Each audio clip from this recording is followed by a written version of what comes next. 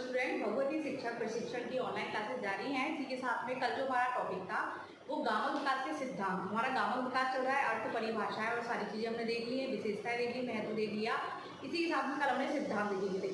तो सिद्धांत में जो हमने चीज़ देखी थी वो थी कि गामक विकास में अधिगम और परिपक्वता दोनों आवश्यक होती है, और गामक विकास जो होता है वो क्रमबद्ध रूप से होता है। ठीक है, तो उसमें अपने दो पढ़े थे, शिरोपुच्छ पढ़ा था और समीपो दूरस्थ पढ़ा था। तो इस प्रकार से हमने उसके वो भी देखे थे। तो इन सारी चीज़ों का अध्ययन करने के बाद जब हमने देखा कि गामक विकास कैसे कैसे होता है और वो सारी परिपक्वता उसमें मेन चीज होती है, इसी के साथ में आज जो शारीरिक परिपक्वता या गामक विकास के लिए जो चीज़ प्रभावित करती है उन कारकों का हम अध्ययन करेंगे। तो वो कारक कौन कौन से होते हैं और उन कारकों का प्रभाव कैसे पड़ता है बालक के गामक विकास पर। अगर ये विकास अवरुद्ध हो जाए तो क्या होगा, बच्चा या तो चलने फिरने में वो रहेगा, क्रियाएं नहीं कर पाएगा। तो शारीरिक परिपक्वता के लिए गामक विकास का होना बहुत आवश्यक है। अब ये आवश्यक है, मैं तुमने देख लिया, सिद्धांत देख लिए कि इनमें किन किन चीज की आवश्यकता होती है, क्या होता है क्या नहीं होता है। इसी के साथ में आज हम प्रभावित करने वाले कारक देखें, गामक विकास को कौन सी ऐसे तत्व हैं जो बहुत प्रभावित करते हैं। तो इसी के साथ में आज हमारा जो टॉपिक है वो है फैक्टर्स अफेक्टिंग डायनेमिक डेवलपमेंट। आज का हमारा टॉपिक ये है, यानी गामक, और ये हमारा इसका लास्ट टॉपिक है विकास को प्रभावित करने वाले तत्व। अब कौन कौन से तत्व हैं जो प्रभावित करते हैं, हम तत्व देखेंगे और इनको हम अच्छे से समझेंगे कौन से तत्व हैं। तो डायग्राम के माध्यम से हम समझ लेते हैं कि कौन से तत्व प्रभावित करते हैं। यही से देख लेते हैं डायरेक्ट, चाहो तो आप डायग्राम बना के लिख सकते हो, चाहो तो वैसे ही लिख सकते हो। तो पहला जो तत्व है जो हमारा वो है बुरी शारीरिक दशा। पहला परिवर्तन क्या है, बुरी शारीरिक दशा।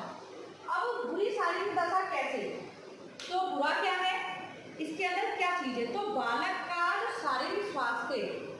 शारीरिक स्वास्थ्य होता है यदि वो ठीक नहीं है, यानी बुरी शारीरिक दशा, जैसे बालक की जो शारीरिक दशा है वो शारीरिक रूप से बच्चा स्वस्थ नहीं है और वो कोई काम नहीं कर पाता है, कोई क्रिया नहीं कर रहा है, उसको रोग है, रोग से ग्रसित है, तो क्या होगा, उसका जो गामक विकास है वो अवरुद्ध हो जाएगा, यानी वो रुक जाएगा। अब वो रुक जाएगा तो कैसे रुक जाएगा, कोई बीमारी होगी, कोई कुपोषण होगा, इसी के कारण वो उसका शारीरिक विकास रुक जाएगा। अगर शारीरिक परिपक्वता पर भी जो शारीरिक परिपक्वता होती है वो किस पे निर्भर होती है, वो गामक कौशल जो होते हैं यानी गामक कौशलों पर डिपेंड करती है। अगर बच्चे में रोग और कुपोषण है तो उसको सारी कौन सी चीज का गामक शारीरिक विकास नहीं होगा, तो शारीरिक परिपक्वता नहीं आएगी। शारीरिक परिपक्वता नहीं आएगी तो क्या होगा, तो शारीरिक परिपक्वता नहीं आएगी तो उसका गामक कौशलों का विकास नहीं होगा और वो क्या हो जाएगा, अवरुद्ध। इसलिए बुरी शारीरिक दशा बालक के विकास को प्रभावित करती है। कि कई बार हमने देखा है कि कई बालकों में कई बीमारी होती है, कई ऑपरेशन वगैरह हो जाते हैं, कई मांसपेशी दोष होते हैं, तो ये सारी चीज क्या होती है, ये गामक कौशल को देर से विकसित होते हैं। इसी प्रकार से स्मिथ ने भी इस कथन की पुष्टि करते हुए कहा कि बीमारी की दशा में गामक विकास में देर लगती है। किसने कहा, स्मिथ ने, कि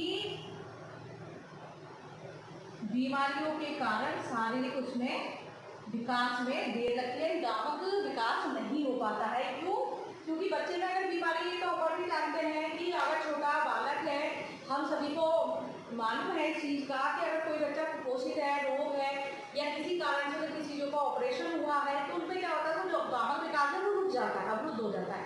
तो इसलिए विकास को प्रभावित यानी शारीरिक परिपक्वता को प्राप्त करने में गामक विकास बहुत आवश्यक है। और अगर वही किसी शारीरिक दशा के कारण, कोई बुरी बीमारी के कारण उसका रुक जाता है तो क्या होगा, तो उसका गामक विकास प्रभावित होगा।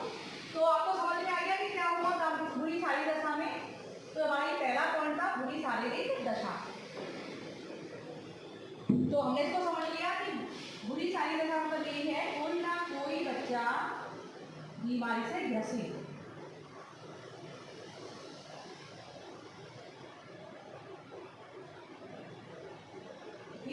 ये हमने समझ लिया कि बुढ़ापा बच्चे में रोग वगैरह कोई भी चीज़ है तो कोई भी समस्या हुई बचपन में तो उसका गामक विकास नहीं होगा और वो शारीरिक परिपक्वता को प्राप्त नहीं कर पाएगा। इसलिए उसके स्वास्थ्य का सही होना बहुत जरूरी है। अब दूसरा जो हमारा पॉइंट है वो है शरीर का आकार। अब शरीर का आकार कैसे प्रभावित करेगा? अब ये आप जानते हैं कि आकार को कैसे प्रभावित नहीं कर सकता, हम सभी समझते हैं कि आकार नहीं प्रभावित करेगा।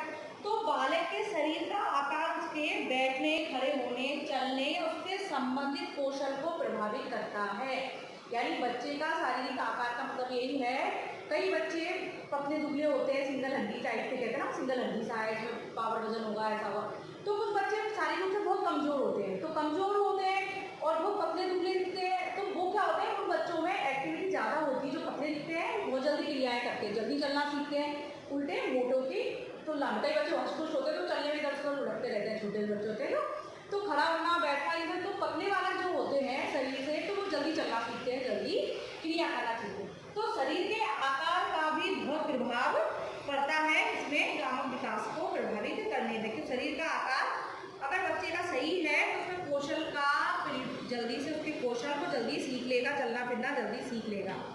और क्या होता है कि चलना सीख जाएगा। और कई बार ये देखा है कि हमेशा अपन सोचते हैं कि पतले वाले ज़्यादा लड़ने में वो होते हैं और जो मोटे होते हैं वो हंसमुख स्वभाव के होते हैं और लड़ने होते हैं, लेकिन जो लड़ने में तेज वाले होते हैं क्रियात्मकता बहुत ज़्यादा पाई जाती है, जिससे उनमें क्रियाएं ज़्यादा होती हैं।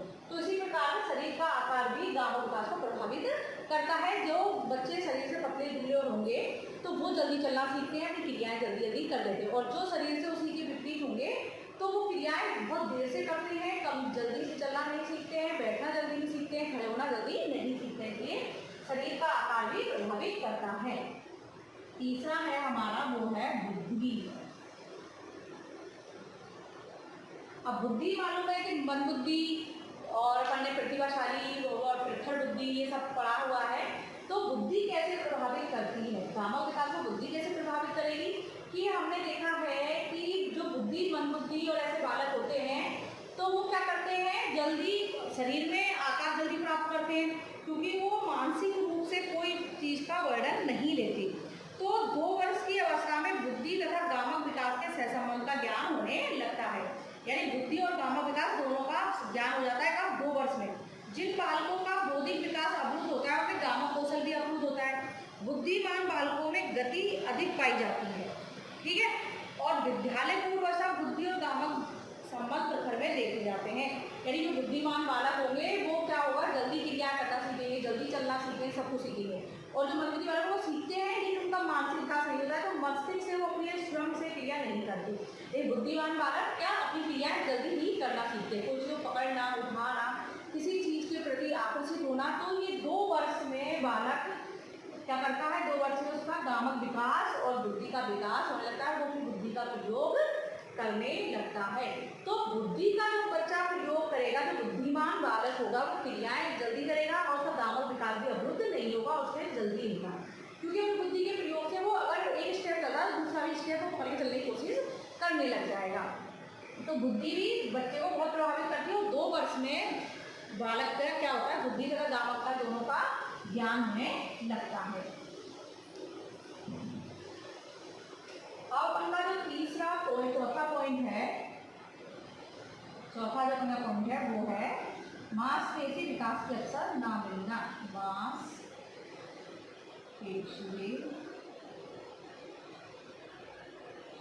विकास के अवसर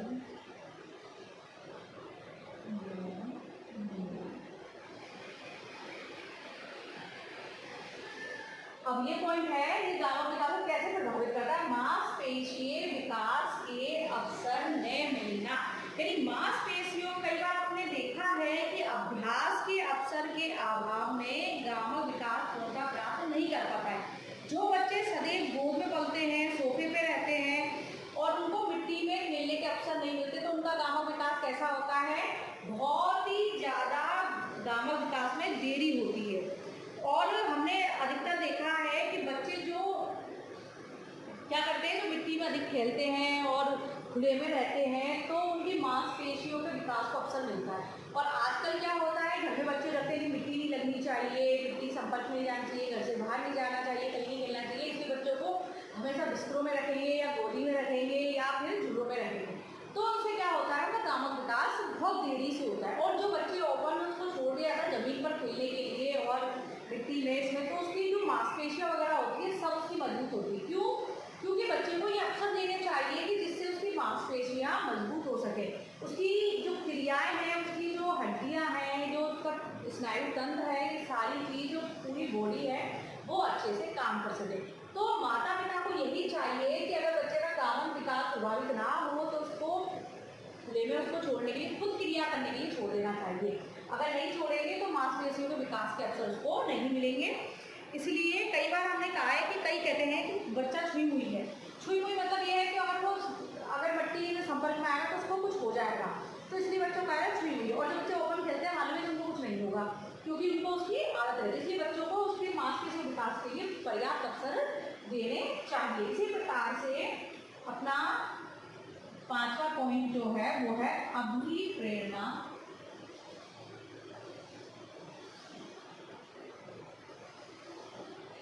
का अभाव।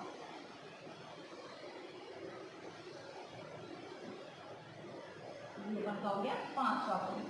अब अभिप्रेरणा यानी बच्चों को इतना अभिप्रेरित किया जाए, इतना जागरूक किया जाए कि वो अपना क्रिया करें, यानी शारीरिक परिपक्वता प्राप्त करने के लिए वो कुछ ना कुछ क्रिया करे। तो इसलिए अभिप्रेरणा के अभाव में बच्चा क्रिया नहीं करता है। क्यों? क्योंकि उसको क्रियाएं करने के लिए उस पर दबाव नहीं डाला जाता है। तो चलने, दूध पीने, वस्त्र पहनने आदि की क्रियाएं सीखते समय यदि बालक को प्रोत्साहन दिया जाए तो वह उन कौशलों को अच्छे से सीख जाता है, सीखता है ना। तो बच्चों को जब भी वो कोई काम करे तो उसको प्रोत्साहित किया जाए, जागरूक किया जाए कि ये काम ऐसे होगा, ये ऐसे नहीं होगा। ये कपड़े भी पहन रहा है तो उसको सिखाया जाए और उसको बताया जाए कि ऐसे पहनना है। 1-2 बार वो पहनेगा लेकिन वो पहनना सीख जाएगा। इसलिए अगर बच्चे को गामक विकास प्रभावित करने में ये तत्व कैसे अभिप्रेरणा, अगर बच्चे को प्रोत्साहित नहीं किया जाएगा, जागरूक नहीं किया जाए किसी चीज़ के लिए, उसमें रुचि उत्पन्न नहीं की जाएगी और उसको कार्य करने के लिए अभिप्रेरित नहीं किया जाएगा तो वो उस कार्य को नहीं करेगा। तो इसलिए बच्चों में किसी भी कार्य करने के लिए, किसी क्रिया को कराने के लिए उसको अभिप्रेरित और प्रोत्साहन दिया जाए, जिससे प्रेरित होकर वो अपना विकास स्वयं कर सके, खुद सीख सके, अपनी बुद्धि का, शरीर का सबका प्रयोग वो कर सके। कई बार हमने देखा है कि बच्चों को दूध पीने से पहले कहते नहीं फैला देगा, ये कर देगा तो मुझे हाथ चला, तो बच्चों को नहीं करने देते। अब वो 1 बार खिलाएगा, 2 बार खिलाएगा, वो सीख जाएगा। इसलिए बच्चों को प्रेरित करते रहें, उसमें रुचि उत्पन्न करें किसी काम को करने के लिए। अगर इसका अभाव होगा तो बच्चे का गामक विकास अच्छे से नहीं होगा और इसका अभाव नहीं होगा तो बच्चा अच्छे से सीख जाएगा। आगे का अपना जो पॉइंट है वो है 6वां पॉइंट, विशिष्ट गति पर बल। विशिष्ट गति पर बल। तो विशिष्ट गति, अब विशिष्ट गति कौन सी होती है, विशिष्ट गति पर कैसे बल दिया जाएगा?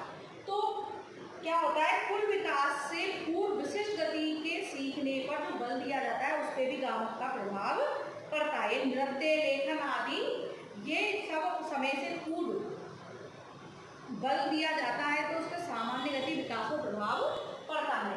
यानी बच्चा विशिष्ट गति, कल हमने एक टॉपिक पर अपने सिद्धांत में क्लियर किया था, सामान्य से विशिष्ट की ओर, यानी सामान्य गामक योग्यताएं और पढ़ने पढ़ा था इसमें सामान्य गामक योग्यताएं और दूसरा पढ़ा था वह विशिष्ट गामक योग्यताएं। तो इसमें हमने देखा था कि सामान्य गामक योग्यता थी तो उसमें क्या था, चलना, बैठना, कूदना, फेंकना और तैरना। तो ये बनी क्या थी, सामान्य गामक योग्यता थी। और विशिष्ट में क्या था, लिखना, पढ़ना, ठीक है, लेखन, चित्र बनाना, ये सारी चीज इसमें थी। तो ये दोनों पॉइंट का जब हमने देखे थे तो विशिष्ट गति पर बल बच्चे को गामक विकास करने के लिए विशिष्ट गति पर बल देना चाहिए कि ये क्रिया जब आप करोगे तो इसके आगे आप ये कर सकते हो। जैसे बच्चों को पेन पेंसिल पकड़ना सिखाएंगे तो उसके बाद उसको अपन ये समझाएंगे कि छोटी क्रिया के बाद तुम स्वयं लिख सकते हो, किसी की आवश्यकता नहीं होगी आपको समझाने के लिए। तो विशिष्ट गति पर बल दिया जाए जिससे कि वो अच्छा चलना, अच्छा पढ़ना, अच्छा लिखना, अच्छी सारी चीज़ों को वो सीख सके और वो क्रियाएँ अपना उस पर गामक प्रकार प्रभाव ना पड़े। जैसे कि नृत्य करना, लेखन क्रिया, ये सारी विशिष्ट गति है। नृत्य कब सीखेगा जब वो धीरे धीरे स्टेप सीखेगा, जब जाके वो डांस करना सीख जाएगा। तो विशिष्ट गति पर बल दिया जाए जिससे कि बच्चे के गामक विकास प्रभावित ना हो और वो अपना गामक विकास कर सके। तो ये चीज पढ़ ली सामान्य गामक योग्यता, विशिष्ट गामक योग्यताओं से विशिष्ट गति पर बल कैसे दिया जाए, तो ये समझाने के लिए था ये। इसी के साथ में अगला उनका जो है सातवां पॉइंट है अपना भय। अब भय क्या होता है, तो इसको समझने के लिए तो हम देख रहे हैं भय। अब भय क्या चीज है, भय को हम ऐसे समझते हैं भय। अब भय से गामक विकास को प्रभावित करने वाला तत्व कैसे है भय, तो हम देखते कैसे है। भय क्या चीज है, डर। अब डर बालक के विकास को कैसे प्रभावित करता है, जैसे कि बच्चा कोई काम कर रहा है तो अपन ने उसको काम कर रहा है और उसको चिल्ला गए एकदम में। जैसे कि कभी कभी क्लास में बच्चे पढ़ते रहते हैं, बच्चे कुछ कर रहे हैं, कोई टीचर उसको डांट देता है कसके, अगर बहुत अच्छे से डांट दिया कि तुम ऐसा कर रहे हो वैसा कर रहे हो, बच्चा क्या डर जाता है। डर जाता है तो टीचर को देख के दूर से ही डरने लगेगा कि टीचर मुझे डांटता रहता है, तो उसमें ये प्रवृत्ति बचपन से आ जाएगी। तो ये विकास उसका अवरुद्ध हो जाएगा क्योंकि उसके अंदर डर की भावना बढ़ेगी और वो जो चीज़ सीखना चाहेगा वो नहीं सीख पाएगा। तो ये जो भय चीज़ है, तो ये चीज़ जब बच्चे में एक बार आ जाती है तो उसकी ये चीज़ उसके बड़े होने तक नहीं निकलती और ये डर की भावना उसके अंदर हमेशा रह जाती है। इसलिए हमेशा कहते हैं कि बच्चों को प्रेम से और प्यार से पढ़ाना चाहिए और प्यार से उनको समझाना चाहिए, उन पर कभी चिल्लाना और डांटना नहीं चाहिए। अगर कोई गलती भी करता है तो उसको इस तरह से समझाएं जिससे कि उसको ये ना लगे, उसके अंदर डर की भावना उसके अंदर ना आए कि ये शिक्षक मुझे परेशान करते हैं या शिक्षक कुछ ऐसे मुझे डांटते हैं, मारते हैं, क्या करते हैं। तो ये सारी चीज़ बच्चे बनाए, क्योंकि जो डर होता है, जो अगर एक बार बच्चे के मस्तिष्क में बैठ जाता है तो उसका विकास वहीं अवरुद्ध हो जाता है और वो हर चीज़ से डरने लग जाता है। फिर वो एक टीचर नहीं, वो सभी टीचरों से डरता है। इस प्रकार से कि जो बालक भय का प्रभाव गामक पर होता है, भय के कारण बालक गामक क्रिया को दोहराने से घबराता है। यदि बालक को किसी भी कार्य करते समय डराया जाए, धमकाया जाए या कुंठित किया जाए तो उसका प्रभाव उसकी क्रिया करने के लिए उसे साहस सोचना पड़ेगा। बच्चों को मना करना, डांटना गामक विकास पर प्रभाव डालते हैं। अगर बच्चा किसी भी क्रिया को सीख रहा है और उसको सीखने से अपन रोकते हैं तो क्या होता है, रोकना वैसे अपन जानते हैं कि ये क्या है, संवेग। संवेग है, ये हमने पढ़ा है कि भय क्या है, संवेग है। तो संवेग और निर्माण होता है, ये भय तो हर बालक में पाया जाता है। तो भय से अगर उसको डराया धमकाया जाएगा तो उसका संवेगात्मक विकास प्रभावित होगा, यानी उसके संवेगात्मक होगा तो उसमें डर हमेशा के लिए बैठ जाएगा और भय की प्रवृत्ति उसमें हमेशा की हो जाएगी। इससे उसका गामक विकास प्रभावित होगा और वो क्या करेगा, वो आगे किसी भी क्रिया को सीखने से पहले डरेगा और डरेगा।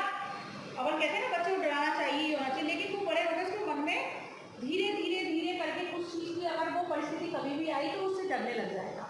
तो अगर कहते हैं ना कि बच्चा एक बार ऊपर से गिर गया, कहीं सीढ़ी पे से गिर गया, तो वो सीढ़ी पे नहीं चढ़ता है कि उसको मालूम है तो मैं गिर जाऊंगा, तो उसका क्या संवेग, उसके अंदर डर की भावना आ गई, भय का संवेगात्मक विकास उसका अवरुद्ध हो गया।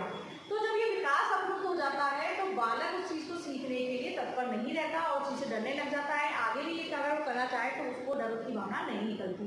यही चीज़ क्लास के बच्चों में होती है। छोटे छोटे बच्चे जब पढ़ते हैं, स्कूल में जाते हैं, तो जिस टीचर का डर बैठ जाता है तो उससे डरने लगते हैं, उससे पढ़ना भी नहीं चाहते। तो इसलिए बच्चों को हमेशा भय की भावना ना आए और जो चीज़ से वो डरते हैं उस भय को उनसे निकाला जाए जिससे कि वो आगे उस परिस्थिति का सामना कर सके। तो गामक विकास को प्रभावित करने वाले तत्व देखे हमने कि पूरी शारीरिक दशा, यानी रोग कुपोषण वगैरह जो भी चीज़ होती है, उनमें कोई एक्सीडेंट वगैरह, कोई ऑपरेशन वगैरह ये होते हैं, तो ये सारी दशा गामक विकास को प्रभावित करती है। और ये सारी चीज़ अगर बच्चे के साथ नहीं हुई होगी तो फिर गामक विकास बहुत अच्छा होगा और वो अवरुद्ध नहीं होगा। शरीर का आकार यही है कि जो पतले दुबले मांसपेशी वाले, छोटी मांसपेशी वाले बच्चे होते हैं तो वो क्या होते हैं वो बहुत जल्दी सारी क्रियाएं सीखते हैं, और उसी के विपरीत अगर मोटे बच्चे होते हैं तो वो क्रिया उठना बैठना सब लेट देरी से सारी चीज़ करते हैं। ठीक है, इसी साथ बुद्धि वही है कि अगर बुद्धिमान बालक है अगर तो वो क्रियाएं जल्दी से सीखेगा, सारी क्रियाएं अच्छे से करेगा और उनमें क्रिया को एक दूसरे से जोड़कर उसमें आगे बढ़ने के प्रयास करता रहेगा। तो गामा विकास को बुद्धि प्रभावित करती है कि अगर इसी प्रकार से मंदबुद्धि वाला है तो उनका विकास भी उसी प्रकार से होता है, और जैसे बुद्धिमान का होता है तो वो तीव्र होता है। ठीक है, तो ये गामा का तत्व है कि बुद्धि का भी प्रभाव गामा विकास पर पड़ता है। इसी के साथ में जो चौथा पॉइंट था वो मांसपेशियां है विकास के अवसर नहीं मिलना, यानी एक बच्चे को हमेशा कमरे में बंद रखना, उसको बाहर के वातावरण ना जाने देना, ये सारी चीज उसको विकास को प्रभावित करती हैं। और जो बच्चे खुले में रहते हैं उनका विकास अच्छा होता है, और जो हमेशा बंद रहते हैं तो उनमें कई तरह के विकास उसके अवरुद्ध हो जाते हैं, मांसपेशियां मजबूत नहीं हो पाती, बाहर की हवा, ये हम जानते हैं कि धूप से हमें विटामिन डी मिलता है, ये बाहर के वातावरण में बहुत सारी चीज़ें मिलती हैं, अच्छी नहीं तो बुरी चीज़ें दोनों चीज़ का वो रहता है, लेकिन बच्चा जो खुली हवा उसमें रहता है तो उसका मांसपेशियों विकास उसी प्रकार से बहुत अच्छा होता है, और जो बंद रहते हैं उनका नहीं होता। अभिप्रेरणा का अभाव भी प्रभावित करता है कि जो बच्चे प्रेरित और प्रोत्साहित नहीं होते वो किसी भी क्रिया को करने में अपनी सफलता नहीं दिखाते, इसलिए अभिप्रेरणा और अभिरुचि जो अपनी होती है वो बहुत आवश्यक है। इसी प्रकार से जो हमने छठा देखा विशिष्ट गति पर बल, यानी योग्यता कल हमने देखी थी, दोनों पॉइंट बहुत अच्छे समझ। विशिष्ट गति जब भी आती है जब सामान्य गति होगी, तो विशिष्ट गति पर बल इसलिए देना चाहिए कि वो छोटी छोटी क्रियाएं जब गामा विकास का हो गया है, जैसे उठना बैठना कूदना तैरना ये सारी चीज़ हो गई, तो उसको उन्हीं क्रियाओं से जोड़कर आगे की गति सिखाई जाए। तो मैंने आपको इसका उदाहरण देके भी समझा दिया, और ये सारी चीज़ हो रही है। और भेद में संवेग और संवेग जानते हैं, संवेग होता है लेकिन संवेगात्मक विकास उसका इससे अवरुद्ध हो जाता है और बच्चे में डर की भावना आ गई है। तो हमारे ये सातों पॉइंट हो गए गामा विकास प्रभावित करने वाले का, तो और ये टॉपिक्स हमने अधिकतर क्लियर कर लिया है कि गामा विकास क्या है क्या नहीं है। इसलिए समझिए कि बच्चे का जो शारीरिक परिवर्तन होते हैं, जो क्रियाएं करता है, वो सारा गामा विकास है। वो छोटी छोटी क्रिया करते करते बड़ी क्रियाओं को जोड़ता है तो गामा विकास होता है। ठीक है, तो इसी से जो हमारी चौथी यूनिट है इससे काफ़ी चीज़ हो गई, और आगे जो हमारा टॉपिक होगा वो शारीरिक विकास का होगा कि गामा विकास के बाद डायरेक्ट अपना शारीरिक विकास है, उसके कई टॉपिक है, आपकी फोर्थ यूनिट है। इसी के साथ में हमने आज हमारा ये टॉपिक लास्ट है इसका गामा विकास का, और यहीं पर हमारा ये टॉपिक खत्म होता है। धन्यवाद।